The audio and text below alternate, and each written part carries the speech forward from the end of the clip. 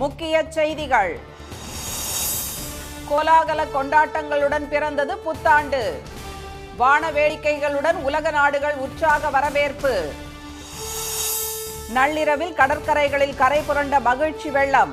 ஆட்டம் பாட்டத்துடன் ஒருவருக்கொருவர் புத்தாண்டு வாழ்த்து. இன்று காலை விண்ணில் பாய்கிறது PSLV C-58 ராக்கெட். கருந்துளை ஆய்வுக்கான செயற்கைக்கோளுடன் பயணம். குஜராத்தில் போலி அரசு அலுவலகங்கள் நடத்தப்பட்டது எப்படி?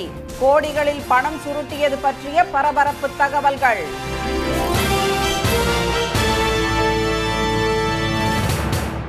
வணக்கம். வணக்கம். நேயர்களுக்கு இனிய புத்தாண்டு வாழ்த்துக்கள்.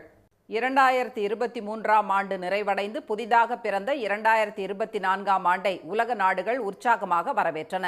உலகிலேயே முதலாவதாக பசிபிக் தீவு நாடுகளான டோங்கா, சமோவா, கிரிபாட்டி நாடுகள் புத்தாண்டை வரவேற்க, தொடர்ந்து நியூசிலாந்து நாட்டின் ஆக்லாந்து நகரில் கூடிய மக்கள் ஒருவருக்கொருவர் வாழ்த்துக்களை பரிமாறிக்கொண்டனர். கண்ணை கவரும் ஒளி விளக்குகளும் விண்ணை பிரகாசிக்க வைத்த பட்டாசுகளும் இரவை பகலாக்கின. ஆஸ்திரேலியாவின் புகழ்பெற்ற ஓபெரா இல்லம் அருகே துறைமுக பாலத்தில் 12 நிமிடங்கள் நடந்த வான வேடிக்கை கொண்டாட்டமும் கருப்பு வானில் வெடித்து சிதறிய மத்தாப்பு கோலங்களும் பார்வையாளர்களை விழிவிரிய வியந்து ரசிக்க வைத்தன. மாஸ்கோவின் குளிர் நிரம்பிய இரவில் பனிச்சிற்பங்களை பார்த்து ரசித்தபடி புத்தாண்டை வரவேற்ற ரஷ்ய மக்கள் உக்ரைனுடன் நடக்கும் போர் புத்தாண்டில் முடிவுக்கு வரும் என்று நம்பிக்கை தெரிவித்தனர். ஹாங்காங்கில் உள்ள விக்டோரியா துறைமுகத்தில் வாத்திய இசையுடன் கைகோர்த்த வான வேடிக்கை மக்களின் உற்சாக ஆரவாரத்துடன் காட்சி விருந்தளித்தது. தைவானில் மீண்டும் சுற்றுலா களை கட்ட தொடங்கியுள்ள நிலையில் தலைநகர் தைபேயில் உள்ள உலகின் அதிக உயரமான 108 மாடி கட்டடத்தில் நடந்த புத்தாண்டு வான வேடிக்கையும் அதில் சீறி பாய்ந்த ஜப்பானிய பட்டாசுகளின் வெளிச்சப்பூக்களும் பார்த்தவர்களை பரவசத்தில் ஆழ்த்தியது. தாய்லாந்து தலைநகர் பாங்காக்கில் நதிக்கரையோரம் திரண்ட மக்கள் அங்கு கோலாகலமாக நடந்த வான வேடிக்கையை கண்டு ரசித்தனர். வெல்வெட் வானில் மிதந்து வந்த ட்ரோன்கள் அணிவகுப்பு வித்தியாசமான விருந்தாக அமைந்தது. துபாயில் உள்ள நெடிய புர்ஜ் கலீஃபா கட்டடத்தில் வெடித்து சிதறி வர்ணஜாலம் காட்டிய வான வேடிக்கை பார்த்தவர்களை பிரமிக்க வைத்தது. இங்கிலாந்தில் இந்திய நேரப்படி இன்று அதிகாலை 5:30 மணிக்கு புத்தாண்டு பிறந்தது. உறைநிலை பனியை பொருட்படுத்தாமல் திரண்ட மக்கள் புத்தாண்டு பிறந்ததை உற்சாகமாக வரவேற்றனர். இந்திய நேரப்படி இன்று காலை 9 மணி முதல் பகல் 1 மணி வரை கனடா மற்றும் அமெரிக்காவில் புத்தாண்டு பிறக்கிறது. அதைத் தொடர்ந்து இந்திய நேரப்படி மாலை 5:30 மணிக்கு பசிபிக் பெருங்கடலில் உள்ள பேக்கர் தீவில் கடைசியாக புத்தாண்டு தினம் தொடங்கும். புத்தாண்டு பிறந்ததையொட்டி தமிழ்நாடு மற்றும் புதுச்சேரியில் ஆட்டம் பாட்டம் என மகிழ்ச்சி வெள்ளம் கரை புரண்டோடியது. முக்கிய நகரங்களில் நட்சத்திர ஹோட்டல்கள், தனியார் விடுதிகள், வணிக வளாகங்களில் கொண்டாட்டங்கள் களை கட்டின. பல்வேறு வரலாற்று சின்னங்கள் வண்ண விளக்குகளால் அலங்கரிக்கப்பட்டு விழாக்கோலம் பூண்டிருந்தன. மெரினா கடற்கரையில் திரண்ட மக்கள் வெள்ளத்தின் உற்சாக ஆரவாரத்துடன் ஆங்கில புத்தாண்டு பிறந்தது. நள்ளிரவு 12 மணியை தொட்டதும் மக்கள் ஹாப்பி நியூ இயர் என விண்ணதிர குரல் எழுப்பியபடி ஒருவருக்கொருவர் வாழ்த்துக்களை பரிமாறி கொண்டனர்.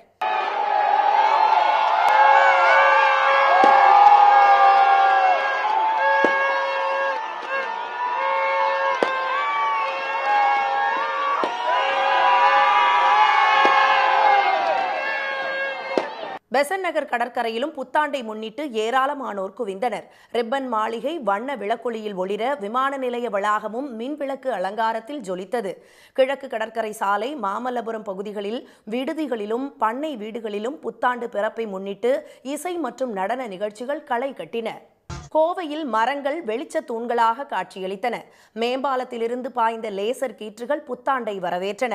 ஒளி வெள்ளத்திற்கிடையே புத்தாண்டை மக்கள் ஆடிப்பாடி கொண்டாடினர். கோவையில் பெரியார் கழகத்தினர் பற இசையுடன் ஆங்கில புத்தாண்டை வரவேற்றனர். கலைஞர்களின் உற்சாக இசைக்கேற்ப ஆண்களும் பெண்களும் நடனமாடினர்.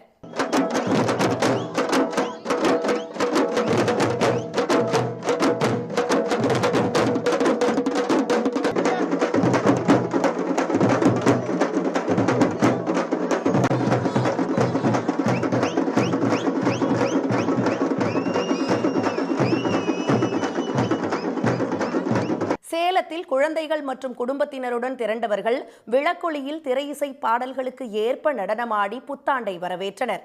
செண்டை மேள இசைக்கு ஏற்ப அனைவரும் நடனமாடி மகிழ்ச்சி அலை பரவ புத்தாண்டு பிறந்தது.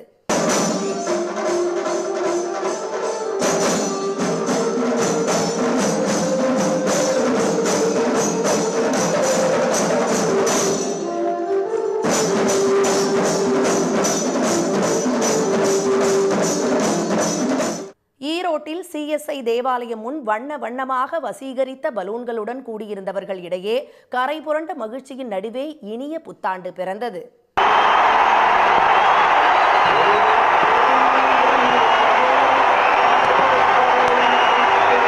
புதுச்சேரியில் நட்சத்திர விடுதிகளில் கொண்டாட்டம் கரை புரண்டோடியது. வெளியூர் வெளி மாநிலங்களிலிருந்து வந்தவர்களால் புத்தாண்டு நிகழ்ச்சிகள் களை கட்டின. மின்னும் விளக்கொளியில் கடற்கரையில் கூடிய ஆயிரக்கணக்கானோர் ஆடிப்பாடி உற்சாகத்தில் திளைத்தனர்.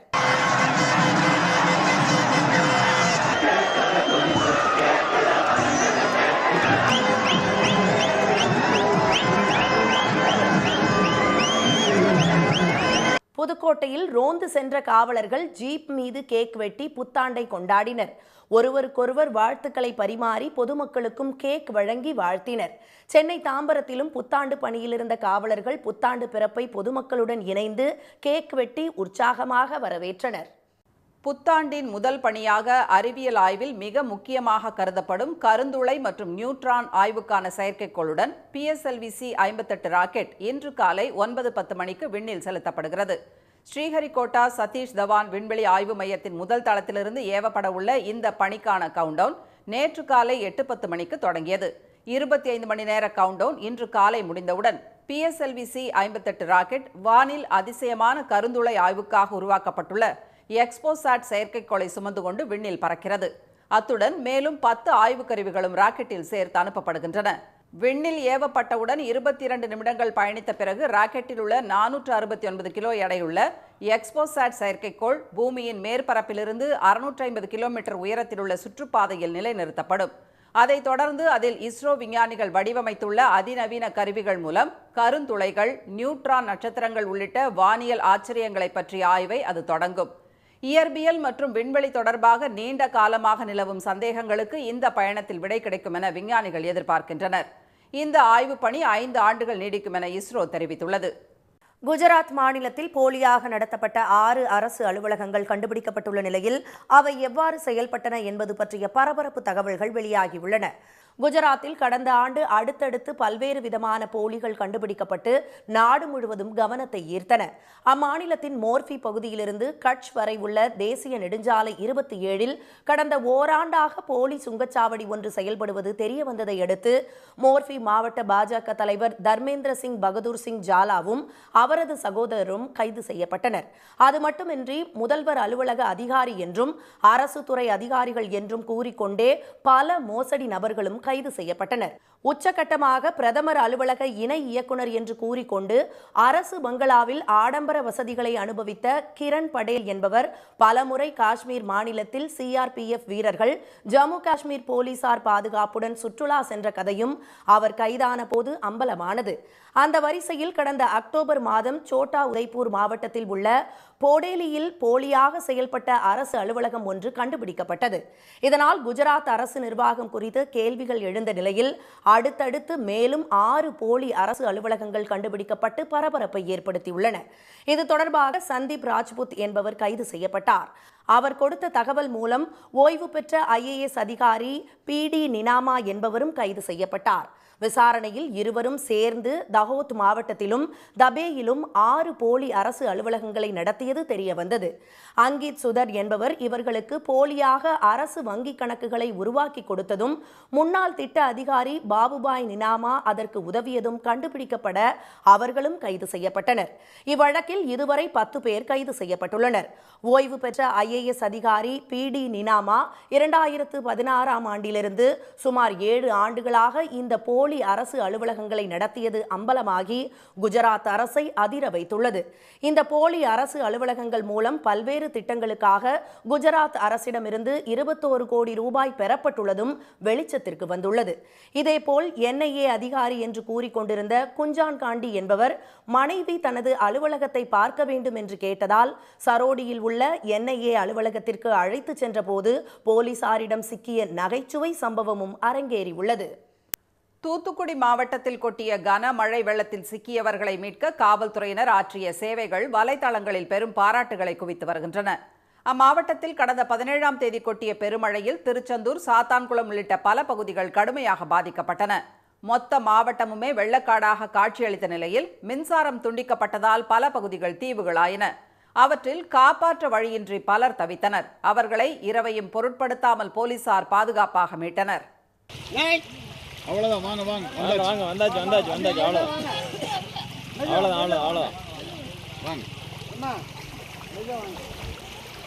பெருமழை வெள்ளத்தில் தத்தளித்தவர்களை படகுகளில் மீட்க நடவடிக்கை எடுக்கப்பட்டது ஒருபுறம் என்றால், நடக்கக்கூட முடியாமல் தவித்த முதியவர்களையும் நோயாளிகளையும் வெள்ள மீட்பு பணியில் இருந்த போலீசார் தங்கள் தோள் வலிக்க சுமந்து வந்து காப்பாற்றியது பலரை நெகிழ வைத்துள்ளது. வீட்டை சூழ்ந்த தண்ணீரிலிருந்து உயிர் பிழைத்தவர்கள் தங்க வைக்கப்பட்ட இடத்திலும், வெளியேற வழியின்றி குடும்பத்தோடு அதே வீட்டில் தவித்தவர்களுக்கும் பசியாற்றிய காவலர்களின் பணியும் பலரால் மறக்க முடியாததாக மாறியுள்ளது. பெருமழை மற்றும் காட்டாற்று வெள்ளத்தின் நடுவே பசி போக்குவது தங்கள் முக்கிய கடமையாக இருந்ததாக போலீசார் தெரிவித்தனர். தண்ணியில் அதிகம் மாட்டவங்க இந்த புதுக்குடி ரயில்வே ஃபீடர் ரோட்டில் ஒரு 50 பேர் தண்ணிக்குள்ளே மாட்டிட்டாங்க. அவங்கள நம்ம ரோப் மூலமாக ஃபயர் சர்வீஸு, போலீஸு, பொதுமக்கள் ஒத்துழைப்போடு எல்லாத்தையும் நம்ம மீட் எடுத்தோம். அதே மாதிரி சிவராமங்கலம் ரொம்ப அதிகமாக டார்கெட்டடான ஏரியா இருந்துச்சு. அந்த ஏரியாவுக்கு முதலாக கரெக்டாக 18ஆம் தேதி போலீஸ் ரீச் பண்ணி அவங்களுக்கு சாப்பாடு கிட்டத்தட்ட ஒரு 1000 சாப்பாடு அவங்களுக்கு எடுத்து கொண்டு கொடுத்தோம்.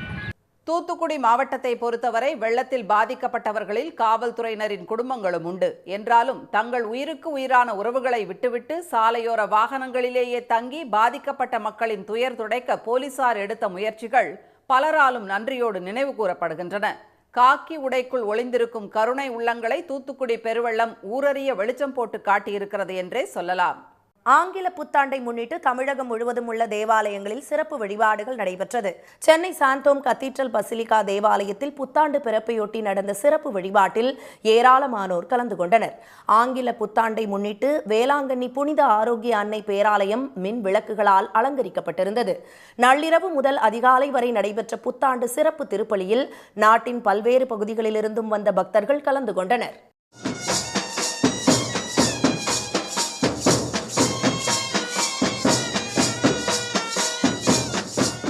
நெல்லை பாளையங்கோட்டை புனித சவேரியார் பேராலயம், திருச்சி, தூத்துக்குடி, மதுரை, வாடிப்பட்டி ஆரோக்கிய அன்னை ஆலயங்களிலும் புத்தாண்டை முன்னிட்டு சிறப்பு பிரார்த்தனைகள் நடைபெற்றன.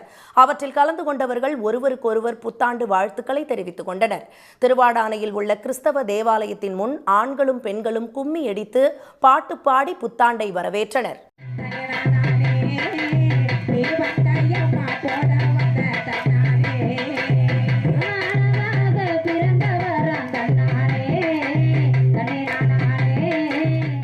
ஆங்கில புத்தாண்டின் முதல் நாளில் பிள்ளையார்பட்டி கோயிலில் பக்தர்கள் குவிந்து தரிசனம் செய்தனர்.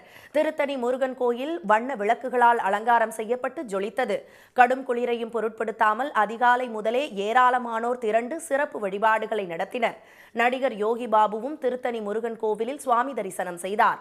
புத்தாண்டு சிறப்பு பிரார்த்தனைகள் மற்றும் பூஜைகளை முன்னிட்டு தேவாலயங்கள் மற்றும் கோயில்களில் பலத்த பாதுகாப்பு போடப்பட்டிருந்தது. தொடர் விடுமுறையொட்டி கொடைக்கானல், உதகை, குமரி ஆகிய சுற்றுலா தலங்களில் புத்தாண்டு கொண்டாட்டங்கள் களை கட்டின. கடந்த ஒரு வார காலமாகவே கொடைக்கானலுக்கு சுற்றுலா பயணிகள் வருகை அதிகரித்து காணப்பட்டது. மோயர் பாயிண்ட், குணா குகை, பைன் மரக்காடுகள், பசுமை பள்ளத்தாக்கு பகுதிகளில் இயற்கை அழகை கண்டு ரசித்த அவர்கள் பூங்காக்களில் குடும்பத்துடன் குவிந்து செல்ஃபி எடுத்து உற்சாகமடைந்தனர். நட்சத்திர ஏரியில் குளிரையும் பொருட்படுத்தாமல் படகு சவாரி செய்து தழுவிச் செல்லும் மேக கூட்டங்களை கண்டு சுற்றுலா பயணிகள் மகிழ்ச்சி அடைந்தனர். பார்த்தீங்கன்னா ஒரு முன்னாடி எவ்வளோ இருக்கிறவங்களே தெரியாத அளவுக்கு நல்லாவே இருந்துச்சு. ஸோ ஒரு புது எக்ஸ்பீரியன்ஸ் இருந்துச்சு. அப்படியே அங்கே முடிச்சுட்டு இங்கே பார்க் வந்தோம். இங்கே பார்த்தீங்கன்னா நிறைய க்ரௌடாக இருக்குது. பட் ஆனால் நல்லா இருந்துச்சு. அதே மாதிரி ஃபோட்டோகிராஃபிஸ் எல்லாம் நல்லா எடுத்தோம். எல்லா ஏரியாவுமே ரொம்ப சில்லுன்னு இருக்குது. இங்கே நியூ இயர் செலிப்ரேஷனுக்காக வந்திருக்கோம். அடுத்த வருஷம் இதே மாதிரி நல்லா ஹாப்பியாக இருக்கும்னு சொல்லிட்டு வந்திருக்கோம். எல்லாத்துக்கும் ஹாப்பி நியூ இயர். புத்தாண்டை ஒட்டி தமிழகம் மட்டுமின்றி கேரளா, கர்நாடகா, ஆந்திராவைச் சேர்ந்த ஆயிரக்கணக்கான சுற்றுலா பயணிகள் உதகையில் உள்ள தாவரவியல் பூங்கா, ரோஜா பூங்காவில் குவிந்ததால் கூட்டம் அலைமோதியது. தொட்டபெட்டா சிகரத்தை கண்டு ரசித்த அவர்கள் படகு சவாரி செய்து குதூகலம் அடைந்தனர். தேனி அருகே உள்ள கும்பக்கரை அருவியில் குடும்பத்துடன் குவிந்த சுற்றுலா பயணிகள் அருவியில் குளித்து விடுமுறை தினத்தை கொண்டாடினர். கன்னியாகுமரி மாவட்டம் திற்பரப்பு அருவியில் தண்ணீர் ஆர்ப்பரித்து கொட்டுவதால் அனுமதிக்கப்பட்ட பகுதியில் பொதுமக்கள் ஆனந்த குளியலிட்டு மகிழ்ந்தனர். தமிழ்நாட்டில் அடுத்த 5 தினங்களுக்கு மிதமான மழை பெய்ய வாய்ப்புள்ளதாக சென்னை வானிலை ஆய்வு மையம் தெரிவித்துள்ளது. வடகிழக்கு பருவமழை தொடங்கியது முதல் மாநிலம் முழுவதும் பெரும்பாலான இடங்களில் பரவலாக மழை பெய்து வருகிறது. கடந்த சில நாட்களாக அதிகாலை வேளையில் பனிப்பொழிவு நிலவி வருகிறது. இந்நிலையில் கிழக்கு திசை காற்றின் வேக மாறுபாடு காரணமாக நாளை முதல் வரும் 6ஆம் தேதி வரை தமிழ்நாடு, புதுவை மற்றும் காரைக்கால் பகுதிகளிலும் மிதமான மழை பெய்யக்கூடும் என்று வானிலை மையம் அறிவித்துள்ளது.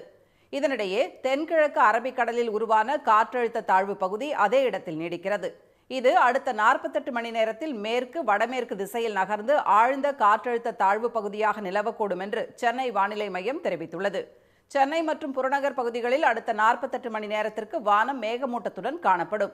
அரபிக்கடல் பகுதிகளில் அடுத்த 3 தினங்கள் 55 கிலோமீட்டர் வேகத்தில் சூறாவளி காற்று வீசக்கூடும் என்பதால் அப்பகுதிகளுக்கு மீனவர்கள் செல்ல வேண்டாம் என வானிலை மையம் எச்சரித்துள்ளது. மீண்டும் முக்கிய செய்திகள். புத்தாண்டு பிறந்ததையொட்டி உலக நாடுகளில் வான வேடிக்கைகளுடன் உற்சாக கொண்டாட்டங்கள் நடைபெற்றன. தமிழ்நாடு, புதுச்சேரியில் ஆட்டம் பாட்டத்துடன் ஒருவருக்கொருவர் புத்தாண்டு வாழ்த்து தெரிவித்து மகிழ்ந்தனர். கருந்துளை ஆய்வுக்கான செயற்கைக்கோளுடன் PSLV C-58 ராக்கெட் இன்று காலை 9:10 விண்ணில் பாய்கிறது. இத்துடன் இந்த செய்திகள் நிறைவடைகின்றன. மீண்டும் சன் டிவியில் செய்திகள் மாலை 6 மணிக்கு. செய்திகளை உடனுக்குடன் தெரிந்து கொள்ள சன் நியூஸ் தொலைக்காட்சியை பாருங்கள். வணக்கம். வணக்கம்.